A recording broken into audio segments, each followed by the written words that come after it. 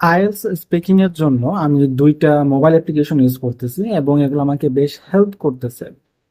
দুইটা অ্যাপ্লিকেশনে খুব ফ্রি, সো আমি এগুলো আপনাদেরকে সাজেস্ট করব যারা বিগিনার আছেন, মানে প্র্যাকটিস শুরু করছেন আইএলটিএস এর জন্য, তাদের কাজে লাগতে পারে। সো প্রথমে হচ্ছে আইএলটিএস স্পিকিং। এই অ্যাপ্লিকেশনে আপনি সবকিছু পাবেন, স্পিকিং এর জন্য টিপস পাবেন, তারপর কোশ্চেন 1 2 3 এর জন্য বেসিক কিছু কোশ্চেন্স দেওয়া আছে এবং ওগুলো ডেমো আনসার আছে। তো ওইটা আপনাকে হেল্প করবে যে আনসারটা, আপনার যে আনসারটা আছে ওটা সাজানোর জন্য। And finally cue card question আছে। বাট যে জিনিসটা আমার সবচেয়ে বেশি কাজে দিচ্ছে সেটা হচ্ছে এখানে আনসার অ্যানালাইসিস আছে। অর্থাৎ ঠিক কি টাইপের কোশ্চেনে কি টাইপের আনসার এক্সামিনার আসলে এক্সপেক্ট করে, সেটা একটা ডিটেলস ডিসকাশন আছে। তো ওই জিনিসগুলো পড়লে আপনি বুঝতে পারবেন যে আপনার ঠিক কি ধরনের আনসার সাজাইতে হবে। অ্যান্ড ফাইনালি আমি যে আরেকটা অ্যাপ ইউজ করি সেটা হচ্ছে British council English score.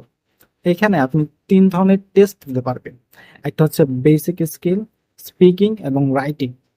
So 3টা টেস্টে আপনার 6টা ক্যাটাগরি আছে।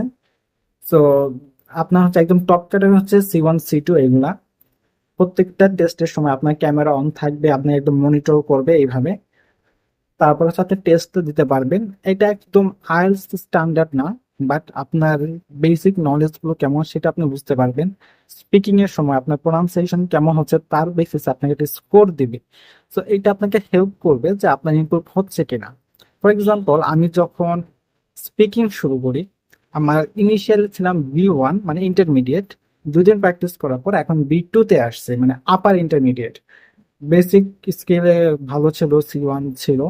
তো এখন আমি স্পিকিং প্র্যাকটিস করতেছি এবং বুঝতে পারছি যে হ্যাঁ, আমার ইমপ্রুভ হচ্ছে। এই দুইটা টুলস খুব কাজে দেয়, আপনারা ইউজ করতে পারেন।